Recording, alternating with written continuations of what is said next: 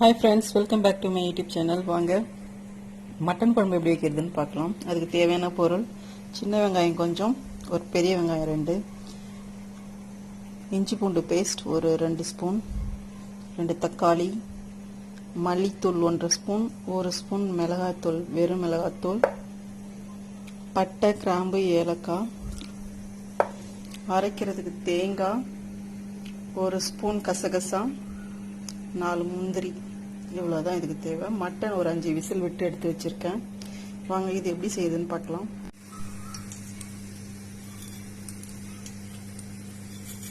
இந்த பட்டை, கிராம்பு, ஏலக்காய், சோம்புலாம் போட்டுக்கலாம்.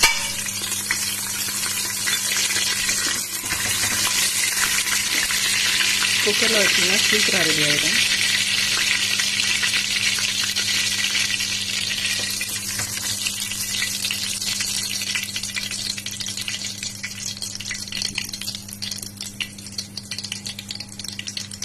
வெங்காயம் போட்டுக்கலாம்.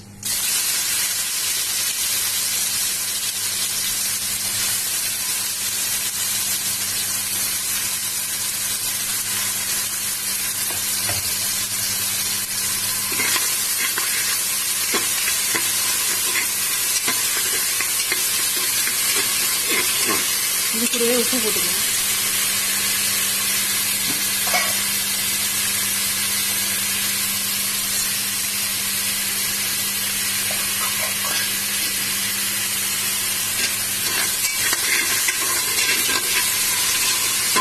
நல்லா வதங்கட்டும் வெங்காயம்.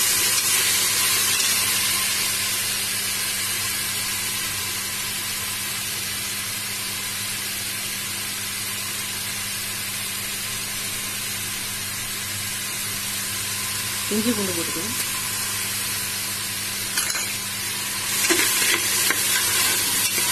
நல்லா பச்சை வாசனை போகணும், அப்போதான் நல்லா இருக்கும்.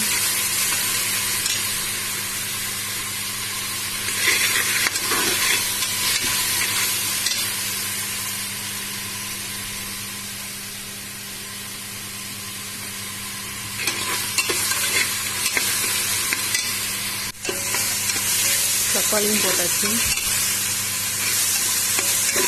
நல்லா வதங்கட்டும்.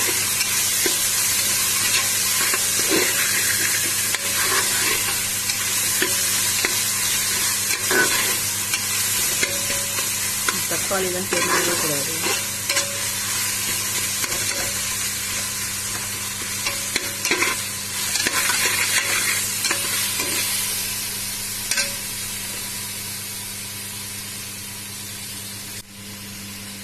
இப்போ மிளகாத்தூள் போட்டுக்கலாம்.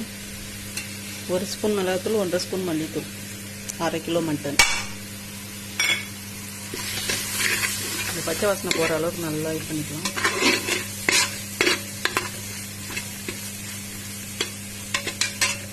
கருகக்கூடாது.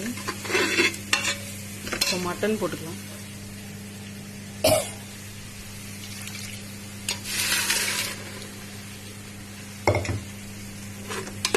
மட்டன் குழம்போட 2 உருளைக்கிழங்கு போட்டுக்கோங்க, நல்லாயிருக்கும் டேஸ்ட்டு.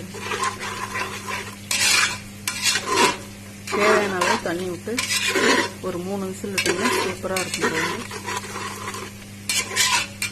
உப்பு காரம் எல்லாமே பார்த்துக்கோங்க.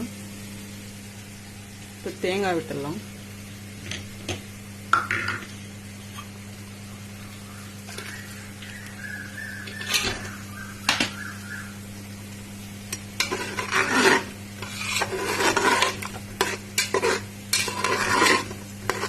அவ்வளோதான், இறக்கும்போது கொத்தமல்லி கருவேப்பிலை போட்டு இறக்கிடணும்.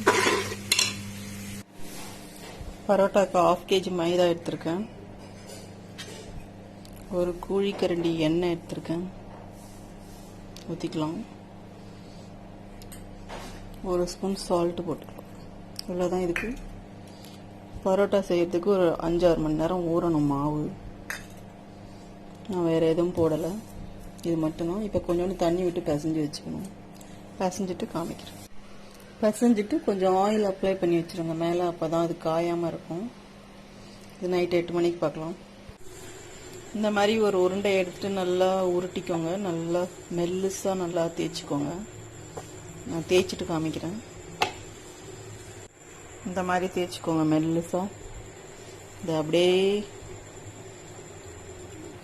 கொஞ்சம் ஃப்ளீட் மாதிரி வச்சு உருட்டுவாங்க. ரொம்ப ஈஸி. இதை அப்படியே சுருட்ட வேண்டியது தான். அப்படியே தட்டிட்டு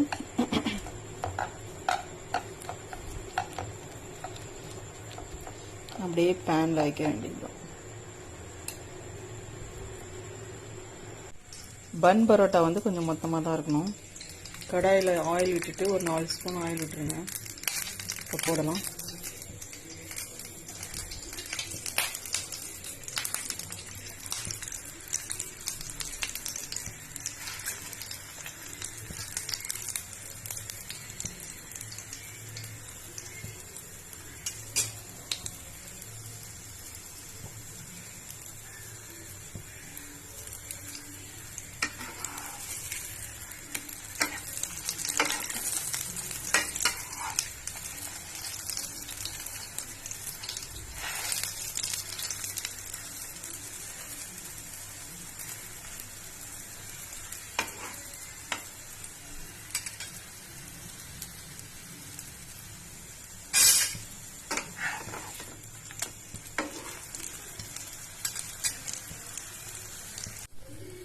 இது உருட்டி வச்சுக்கிட்டு நல்லா தேய்ச்சி எடுத்துக்கிட்டோம்னா பரோட்டா நார்மல் பரோட்டா வந்துடும்.